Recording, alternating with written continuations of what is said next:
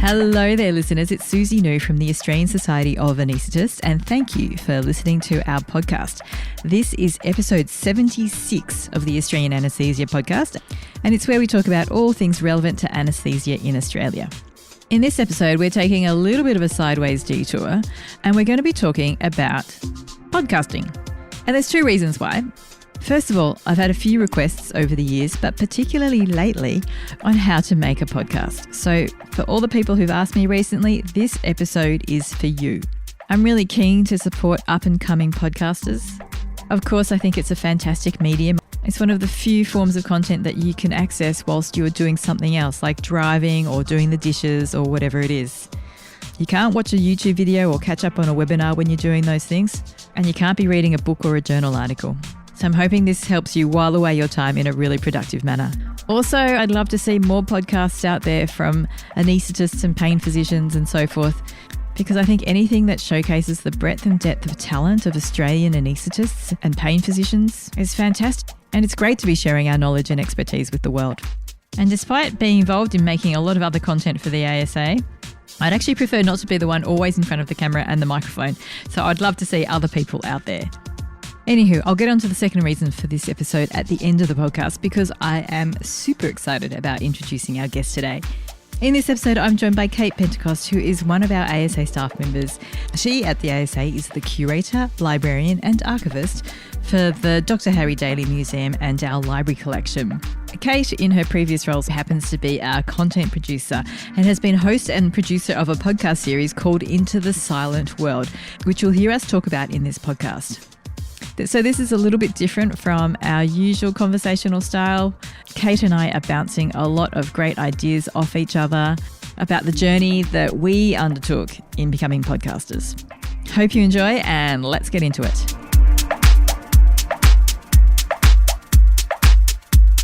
So what would we say to someone who's thinking about starting a podcast? Step one, listen to a lot of podcasts. I think everyone has it in them to tell a story. Most people have a voice good enough for podcasts. And yeah, if you don't listen to your genre, your style, your delivery, you're not going to know if you're doing it properly. Yeah, that's interesting. I can't remember if I listened to podcasts before I started making this podcast. So my road to making a podcast was about 2 years in the making. And I originally had to write up a business case for it and consult with various stakeholders of, would this be possible? What would it look like? Where would the budget come from? Why would we do this? So I had to listen to a range of podcasts from other museums. So at least it was a defined market. Yeah. And then that also meant that I listened to podcasts in other things that I liked. But anyway, listening to that variety, I made a wonderful spreadsheet that was a few pages long of who has an intro music and an outro, and how do they structure it? Do they tell two stories or one story? Do they have a guest? Do they have a regular host? Do they have different hosts? How much effort do they put into the music and the soundscape? And does that add to it or does it detract to it? I was probably a bit too analytical. And again, I overdid it because I had to talk to a lot of stakeholders. So fast forward a few years, I'm working at the Silent World Foundation with Renee Maliaris, who's a wonderful maritime archaeologist. Yes. And very enthusiastic to get history out there. And we both like listening to podcasts. It was the second lockdown in Sydney and we went, this is our moment. This is the time, yeah. This is the time. We have the time to produce this content. And that was how we got into it. There's quite a few things in there that I wanted to pick up on and I'll come back to. I honestly can't remember if I listened to other people's podcasts before I started this one. So the idea for the Australian Anaesthesia podcast came when I was vice president and I knew that I'd have to be writing or contributing to the ASA e-news, news monthly email that comes out to members. And there was just so much news. There was so much stuff that the ASA does. There's meetings with the Department of Health, putting out this guideline, this workshop's coming up. There were so many events. And I thought you can only put 2 or 3 sentences about each item in an e-newsletter. I thought there's also a lot of nuanced discussion that occurs in committees and at the board table, and I wanted to keep members informed. And I knew that would be more than 2 or 3 sentences in an e-newsletter. So I talked to a colleague who was the president of the New Zealand Society at the time, David Kibblewhite, and he had started writing a blog for their members. And I thought, great, I'll write a blog. And I started to sit down and write the blog, and I had writer's block. And then Paul Singh, our IT guy in the office, said, why don't you record a podcast? And I said, oh, yeah, that's a good idea. As you just say, yeah, that's a good idea, without actually thinking that you're going to take it on. And then he reminded me a few weeks later, and I told him I was a bit nervous about doing a podcast. And he says, just put your phone in front of your mouth, press record and start talking. So I just started recording. Maybe I had consumed a few podcasts, but I hadn't really been absorbed in the genre, which is different to how you came into it. But I think where I see we both had something in common, and this is where I think is a really good and important starting point for people, is to think about what you've got to say. What will your content be? I actually made 2 little mini test podcasts. I interviewed 2 colleagues, a curator who had found archives had added to some current research that she was doing, and there was a controversial family letter related to the research that she'd found in the archives that no one knew was there. And it was like, ended up being this really juicy story about divorce and affairs and could the widow get the money, but then the family was saying she wasn't a good wife. And the other test podcast that I made was with a conservator talking about how they had looked after these particular delicate fans in the collection. And I edited them the same. They were both only about 15 minutes. And it was just to get that thing of, does this translate? What stories are we telling? How does it sound? And when I passed those around to a few trusted colleagues, the feedback that I got was the curator's one was really great because it had a great story, but the conservator's one, they couldn't picture the object that the conservator was talking about. So that was a moment for me to go, okay, we can't tell every story as a podcast. Yeah. And so we would need to prioritize stories that came across better in an auditory fashion, whereas the fans and the conservator would be better as an Instagram story. Yeah, where you can have the images. Yeah. In my role at that time, I was able to go, okay, that's the best way to tell this content. Exactly. I don't know if you get asked, but often I get asked, what microphone should I buy? And it's not about the microphone. It's about your content. Your content is king. That's my I listen to podcasts about podcasts, and I must have picked it up because I hear it all the time now. Content is king. Yeah, I spend too much time, as a lot of new podcasters do, trying to get their head around what microphone do I get? And do I get a condenser or a USB one or an XLR? And as you say, content matters the most in the end. And I think your enthusiasm and your story and what you're trying to say will carry it a lot more. Exactly. I think in my case, the very first podcast I did was with Mark Sinclair. At the time, he was the chair of the Economics Advisory Committee, and we recorded it after a board or council meeting in the ASA office. And we just recorded it on my laptop. I just opened up Audacity and recorded it as a single track. And the sound quality is actually a bit awful. There's one interruption where Sue Donovan, who people might not know is the executive assistant, came in just to check that we were okay. And that's the only bit of editing that I do, is remove that section where she comes in to interrupt us. And the content is, we're talking about the relative value guide, and we're giving tips for people who are new to the relative value guide as to how to use it and what it is.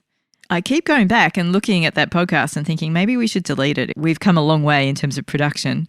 But when we look at the stats on the ASA website, people are still going to it and the content is still accurate. It's a good reminder of how far we've come as podcasters.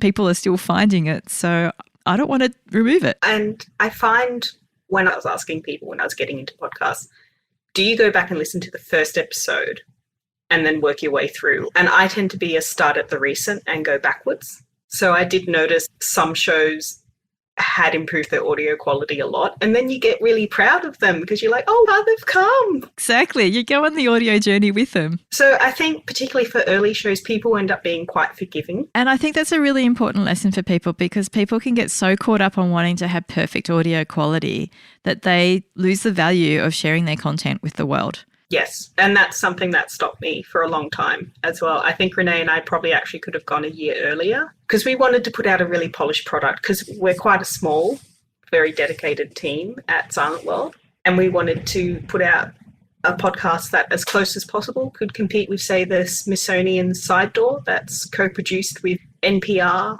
Yeah, exactly. We can't all compete with NPR.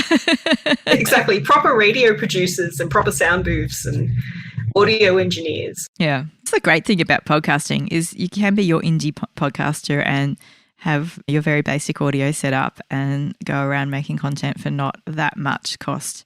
And you don't need to be a professional audio engineer and producer and so forth. That's the other thing when people are looking to start a podcast. The two places I start is what are you going to talk about and who do you think your audience will be? And it sounds like you did a lot of work on that at the start as well. I did a lot of work. One of the benefits for you with ASA, you have an inbuilt audience who have their own niche and topics of discussion they wanted. At the Maritime, where I was first drawing up my first business case, we wanted something broader than your traditional maritime audience. We wanted people who liked good stories. We wanted people who had an interest in history, people who had a crossover with pop culture, because we just wanted to spread the love and the fun, because maritime history tends to be perceived as very old, very male, yachting, boating, and we were two young women who wanted to open up the stories and be like, isn't this cool? Isn't it different?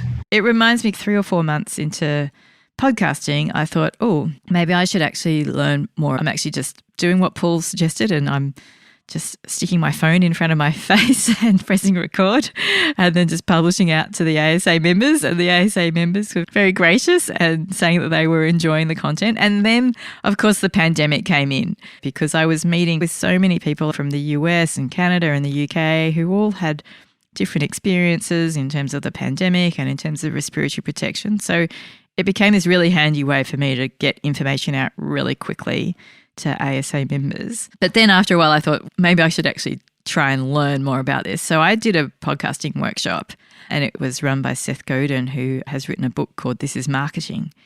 He talks about your smallest viable audience and making your content and your story and your message for that person or those few people. Yeah. That if you do big, I want to reach billions of people on YouTube or whatever it is, you risk going bland, I suppose, is my takeaway from that. So I can see that even though there's things to say about niche audience and evergreen content and then it becomes more generalizable, but that I like that I think both of us had a particular audience member or audience in mind. Yeah, I used to call them the armchair archaeologists. And I read a fantastic book as well for my podcasting research that was Why Your Museum Needs a Podcast. I think it's now that every organisation almost needs a podcast. That's what the podcasters are saying. Yeah.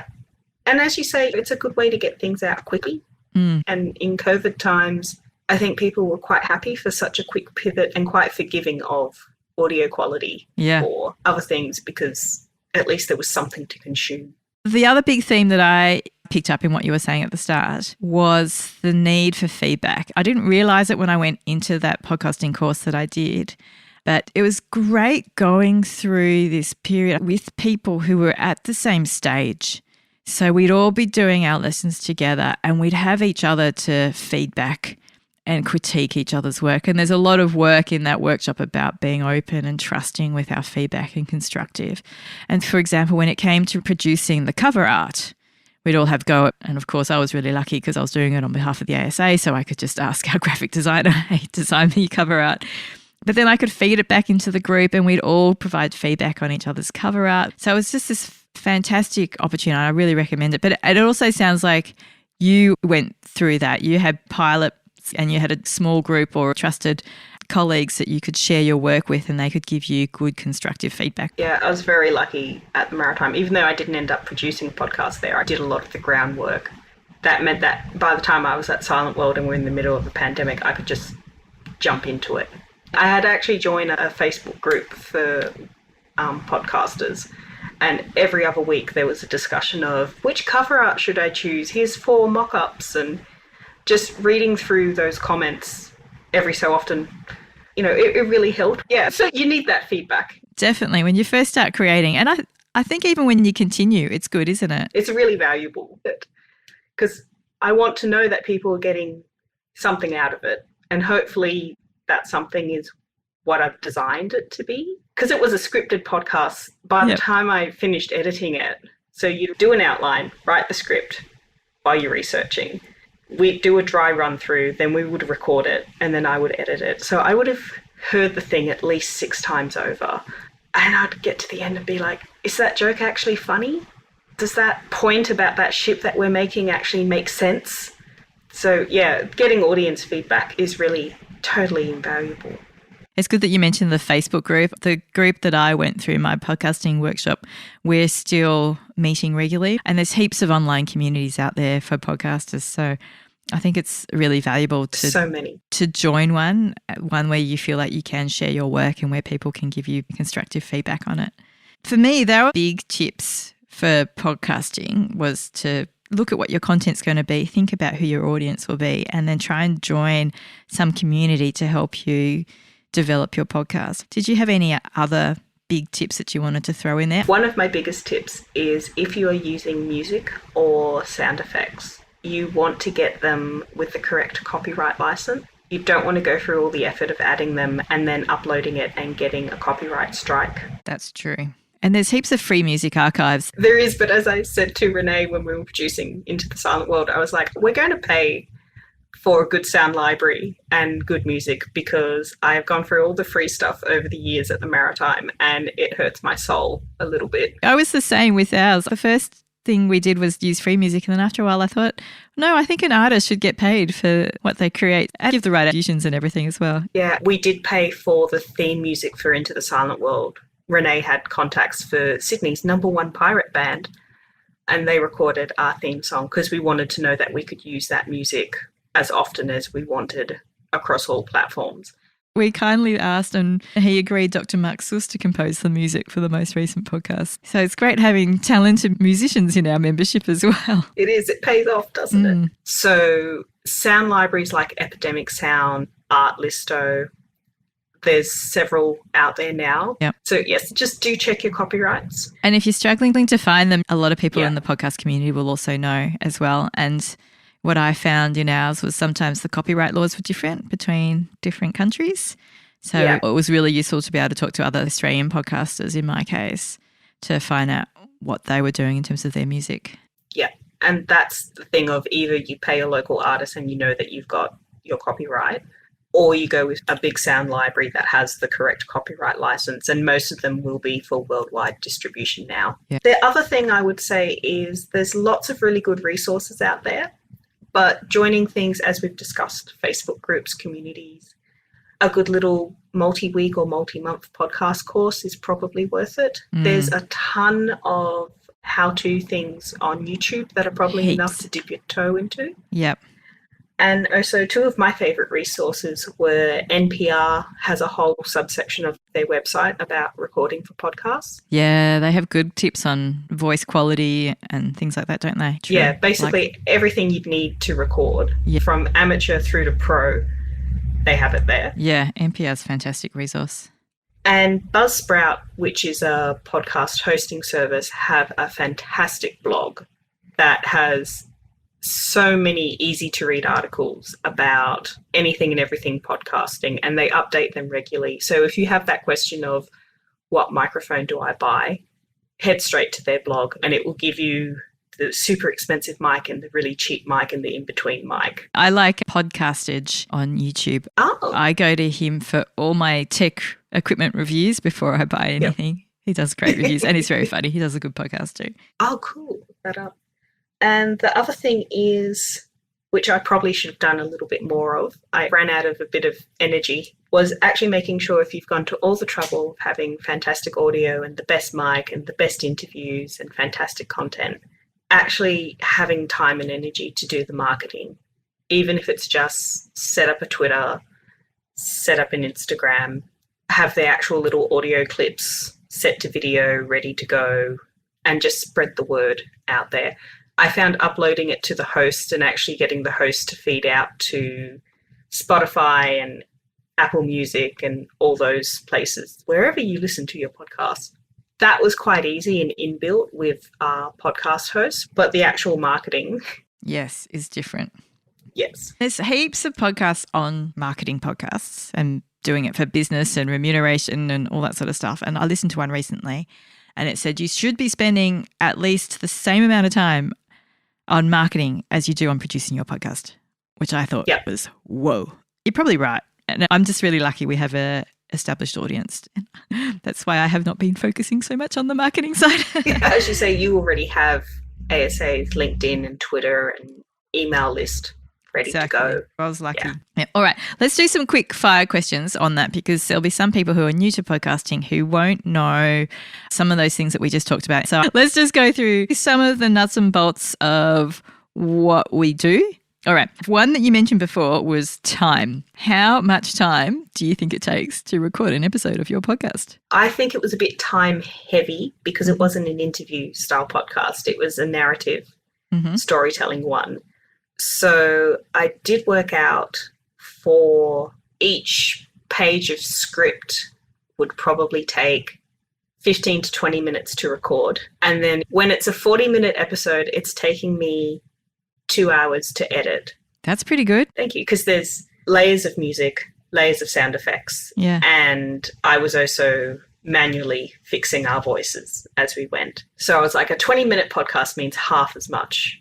I think it was an hour post-production. A couple of things I wanted to pick up on there, which was, I suppose we didn't talk about it before, was the types of content, just for people to think about. There's the narrative, which is that storytelling podcast, and those true crime types of podcasts, they're often narrative and they've got great audioscapes, music coming in. That's what you're looking at, a narrative format. There's a lot of the ones I do are interview style podcasts, and then there's the solo talking podcast, which is often called host on mic. The ratio that we talked about in our workshop group, it was 4-1 for editing. So that's why when you said that you're editing in about 2 hours, I was like, wow. So I think it was for 1 hour of finished podcast, you're looking at about 4 hours of editing time. And I think when I first started, I think it was about 10-1, my ratio. When I first started doing it properly, you do definitely get faster. And I think there's the content editing, which you circumnavigate when you script beforehand. Yeah, you kind of swap it. Yeah. Because I found when I was scripting, when I was researching, I'd have extra dot points that I wouldn't get through and I'd be like, hang on, this is already a 5-page script. Yes. By that point, I had worked out, okay, 5 pages is more than enough. That's true. Yeah, you do all the editing when you're writing the script, whereas when you're doing the interview, you do all the editing after the interview takes place. Yeah. So take-home message is podcasts take longer to produce than you think. Yes, it's not just talking to your phone and then hit publish. Yeah. Except for the early versions of Australian Anaesthetists. That's allowed. It is allowed. It's allowed. Anyway, so I wanted to ask you, do you do live recordings or remote recordings? And I should explain that for people who don't know. So live recording is when you are recording in the same room together, and remote recording is when you're recording over the internet, like over a Zoom call. We did a combination because of lockdown, and then we came out of lockdown. Yeah, it was 50-50. I think I preferred the energy of being in person. But part of that could be our dynamic and because it was a narrative podcast. Because we did have a few jokes in the podcast, we found sometimes the remote recording, it was a bit harder to have the energy to say the joke properly to make it land. I would be interested to hear from an audience if they could actually pick which ones were in person and which ones were remote. I listened to a podcast recently and they shared some clips from their podcast. One was recorded live and one was recorded remotely, and you could tell as a listener the different energy. I don't know whether they picked particular clips where it was particularly exaggerated, but it was interesting.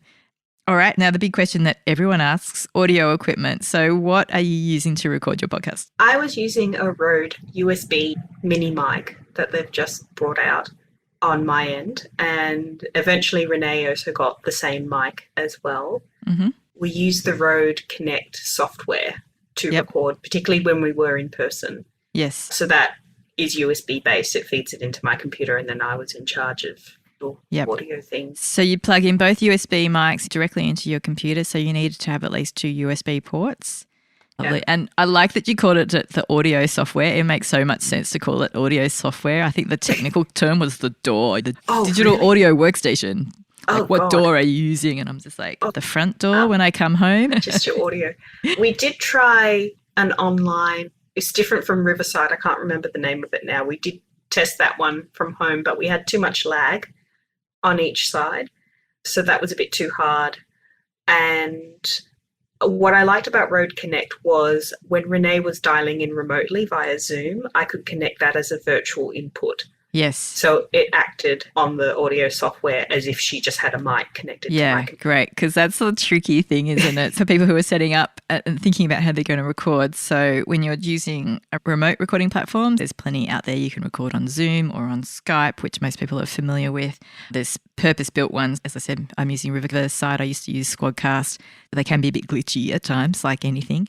Zoom can also compress the sound as well, because it used to be optimized for video. I hear it's getting better for audio. But then the tricky thing is then if you want to do both styles, remote recording and in-person recording, is then how you get to trick your computer as to all the different inputs. So there's a bit of tech faffing depending on what audio software you're using.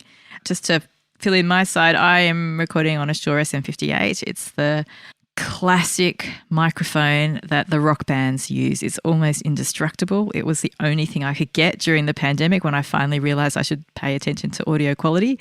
It's a dynamic mic. You do need to know how to use it. And I think that goes for any microphone. It's an XLR cable, which is the big fat audio cables. So it does need an audio interface to plug into my computer. And I'm using a Scarlett Focusrite 2i2 to do that. And I also do have a preamp to boost it, because this is, as I said, designed for rock singers who can scream into microphones. So it does need a lot of boosting. And with my, I just choose to boost it with a preamp. So that's a bit of tech talk for people who like to hear the tech. I love the tech talk. And when I've done live recordings, this is not the microphone I take, because you have to stick it right in front of your mouth. So I have other alternatives. And so what are you using for editing? For editing, this might hurt the people who are actually sound engineers to hear. But because I'm more of a video editor, I know my way around Premiere Pro better than I do Audacity and Adobe's editing software. I've never really used that. So I just went straight into Premiere Pro. It's a video editing software, but it has the audio tracks that you can layer things on. And so I knew the controls, and I could also visually know what I was looking at. So it's a bit unorthodox, but that was also a tip that I got from the producer at the State Library of New South Wales. Yeah, if you know something really well, stick to it. Absolutely. I 100% agree with that tip. I think a lot of people start out on Audacity because it's free and it's really powerful. You do end up looking at all your little waveforms, and you start to see little patterns. Sometimes you can see the clicks, and so you know where to automatically delete, but it does mean that you are scrolling through screens and screens of waveform. I was going to say, you are getting better at your editing when you can pick out the waveform for the person's Yes. Before you hear it. Exactly. There's more software now that's available that uses AI to generate transcript, and you edit the transcript, and that in turn edits the audio waveform. So you're editing like a Word document. Descript, I think, was the first one. There's AI transcripts on their own. I think Hindenburg, which is another really popular audio editing piece of software, they've also started adding AI transcript, which I think a lot of people who love Hindenburg are just raving about it now. So when I moved editing via transcript, that's what sped my editing process. You have to pay for them, but if anyone's getting serious about podcasting, I seriously recommend a move to working with transcript. Particularly if you're interviewing. I was working off a script, so I usually had the script on a second screen. Yes. And the audio waveforms that I was editing in front of me, so I could go between the two, but you would need something like Descript or similar. That's true. If you're host on mic or narrative, then perhaps transcript isn't so relevant, and it can be a cost as well. There was a software program that I've used over the years called Otter, OTER.ai, and that automatically transcribes sounds, so interviews, host on mic. And another way people get around it is uploading the clip to YouTube, because YouTube creates the automatic captions. So the same thing happens in your Google Drive. If you upload a video to your Google Drive, because it uses the YouTube player. Oh, there you go. And then you can export the closed captions. That's good. That's good. Yeah. And then you can go through that and then use that to edit your audio. Excellent. Yeah. I think regardless of whether you're using a transcript-based one or not, I think it's still really useful to know how to edit audio on its own. So getting your head around terms like noise reduction, being able to fade things in and out, being able to add like a noise floor so you haven't got dead silence, those things are really good to know. And As I said, Audacity is really powerful for doing that, considering it's free as well. There's a lot of plugins that you can get that will automatically do it. A lot of people that I know use Auphonic, and Auphonic will do a pretty good general wash without you needing to go through and EQ every bit of sound individually. You could set a noise gate in the Rode Connect software as you were recording. Yes. Which was quite handy. It wasn't perfect, but it was pretty good. I used Auphonic when I did my little test podcasts at the Maritime, and that came out really well. But when I ran these ones for Silent World through it, we sounded like chipmunks. Yeah, exactly. It can be a little bit brutal on the sound, exactly, if you run your filters too hard. So that's why it's good to know how to tweak them. And I'm not going to touch on marketing, but the other one that you mentioned was hosting platforms. So for people who don't know what a hosting platform is, do you want to explain that? So your hosting platform is what you upload your finished audio to, and then that sends the RSS feed, the signal out to Apple Music and Spotify and all the other places, iHeartRadio, that there's a new episode of the podcast. Because where people listen to your podcast doesn't actually host it. So you don't have to upload to 6 or 7 or 8 different places. You just upload to the podcast host. When I first went into podcasting, it was only for ASA members. It was just going to be hosted on the website. I was a little bit like, I just want to make this easy and efficient. I don't want to muck around with audio equipment. I don't want to buy a microphone. Who else is going to listen to this podcast? But how I've changed, and also how much easier do the hosting platforms make it now. Oh, super. And so there's heaps around. Which one are you using? We used Podbean. We went with it more for the cost. Yep. And a lot of them are based on bandwidth or the amount that you upload in that month. And the other thing was migrating between podcast hosts, because sometimes people need to upgrade their plans or get extra features. And a few of them weren't as compatible with each other.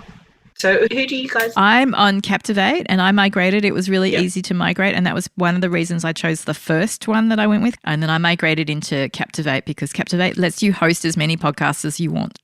So you don't have to keep paying for each new podcast. So I could have one, which is Australian Anaesthesia, and then say if the Anaesthesia and Intensive Care Journal wanted their own podcast, we could easily just host that. Yes. The other reason why I went with Podbean was I had heard that the stats in the background were a bit better than other podcast hosts. So if you're someone like me who was looking at which episode performed best, where was our audience, what time of day did people listen to it, that was all nicely contained in that. That's a really good point, actually. I did notice a drop-off in the quality of the stats that I was getting back, but I don't tend to follow the stats. I think they're the main nuts and bolts, isn't it? They're the main things that people need to get their head around if they're wanting to take their podcasting away from the just recording into your iPhone and publishing it to the next level, which is nice quality sound. The better quality sound that you can record, the better, really, isn't it? The better. You can't make up for poor quality audio in post. No. It's like filming a good video. The more you can capture in the moment for what you actually want for your final product, the better everything will be. But again, you're learning. Let yourself get better. Yeah, exactly. Good point. So recording, editing, and then publishing. Yep. And the marketing afterwards. But I think that's a whole other topic. There's so many podcasts on how to market your podcast. Let's just refer people to that. I will say one of the things that stopped me from doing the podcast for a while was I didn't want to be the host because I didn't want to listen to my own voice when I was editing it. And I was surprised how quickly I got over that fear. I think by the end of editing the second episode, I was like, yeah, it's not that embarrassing. That's a good point. And I think most people start with that. I certainly did. And that was one of the early exercises that we did in our workshop, was just to record yourself. I think everyone finds that moment painful. So cringe. And so that's not what my voice sounds like. Yeah. You get over it very quickly. Watch out for that pain point. It will come. We've all been there. It's okay. You move through. Is there anything else, Kate, that you want to add? Just on that as well, practice talking into your mic. Find the right speed, tempo, volume. I found with Into the Silent World, I think because it was a narrative, I developed a bit of a podcast voice. Yes, yes. Slightly lower register and a slightly slower speed than my normal speaking voice. So just practice. And again, like getting over listening to yourself, you'll get very used to talking into the mic. It's really not that scary. No, exactly. It's actually quite fun. Yeah. Yeah. And you make a really good point. It's not about the mic. It's about knowing how to use it.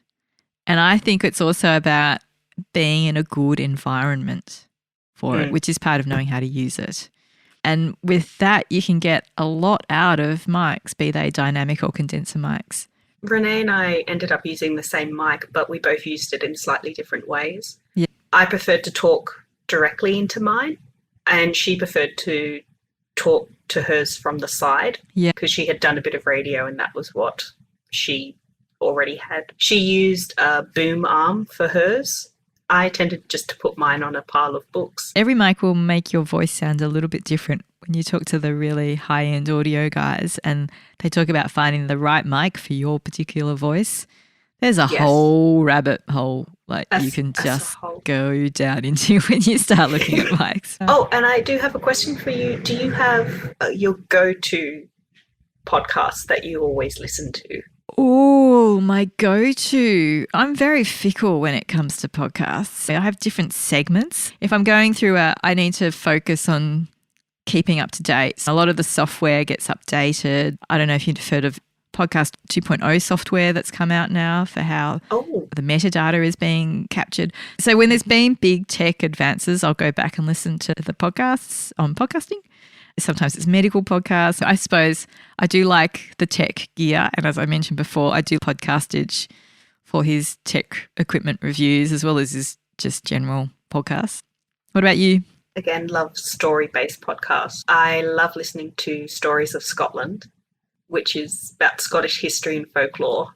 And Side Door from the Smithsonian is really quite good. Cool. But I think that's been a great intro. Thank you so much for your time this morning. It's been great to just bounce ideas and just, I think, reflect on the incredible journey both you and I would have been on in getting the podcasts that we each respectively have up and off the ground. Yay! Yeah, nice. All right. Lovely chatting with you about podcasts this morning. Thank you so much for your time. Thank you for having me. And I hope this is of great value to the ASA members. And if you do come to the museum, apart from talking to me about the collection and the library books, let's have a chat about podcasts. Excellent. Well, I hope you enjoyed that behind-the-scenes peek into this podcast, the Australian Anaesthesia podcast, and also learning about the many, many options that go into making a podcast. Thanks, Kate, for sharing your expertise with us. If you want to check out Kate's podcast, and I recommend you do, it's called Into the Silent World. Now, I mentioned at the start that there were two reasons for making this podcast. The first was to support all you budding podcasters out there. The next is, as you heard, quite a bit of time goes into making each episode. I personally prefer to listen to a well-edited podcast, and I know some of you out there do too. Having said that, in my role as chair of the communications committee here at the Australian Society of Anaesthetists, I've found myself involved with producing increasingly more content. If you don't know what I'm talking about, then feel free to look at the patient information pamphlets on the ASA website, the ASA YouTube channel, and any of our social media accounts, and of course, the podcasts and videos on the ASA education page. I particularly encourage you to look at the information pamphlets. They are designed for sharing with your patients, surgeons, colleagues, whoever. There's also a feedback link on there, so I do invite you to let us know what you think about them. And before you get too concerned, don't worry, I'm not doing all the writing, editing, graphic designing of all the content myself.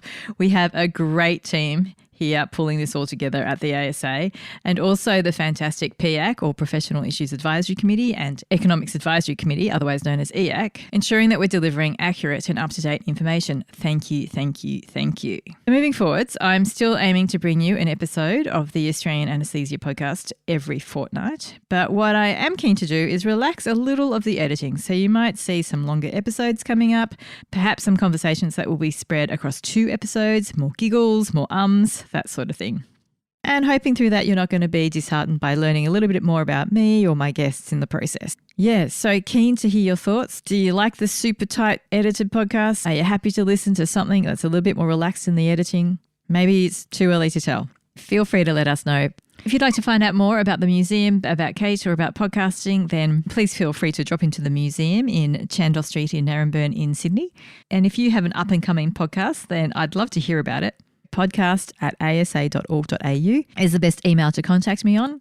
Of course, I'll put that and links to everything else that I've mentioned in the show notes. Okay, I hope you are finding the creative space wherever it happens to be for you. And in the meantime, hope you're staying safe and well out there.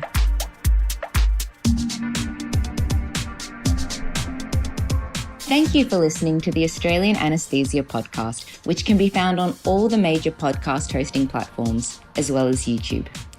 This podcast is produced by the Australian Society of Anaesthetists and hosted by Dr. Susie New with music created by Dr. Mark Seuss. The ASA was formed in 1934, and our vision is for every anaesthetist in Australia to be at their best, providing the highest quality anaesthesia and perioperative care through excellent technical and non-technical skills. We also hope that this means that you are functioning at your best when you're away from work. In this podcast, we have conversations that seek to inform, challenge, and inspire you to keep you performing at your best. Members of the ASA can access full versions of all episodes by logging into the ASA website at asa.org.au. If you are listening on your favourite podcast app, then make sure you look at the episode notes for the direct link to the podcast on the ASA website. Also, feel free to follow or subscribe so that you can receive the latest episodes as we do publish regularly. If you have any questions or feedback, please feel free to email us on podcast@asa.org.au. Thank you for your time, and we hope you enjoyed listening.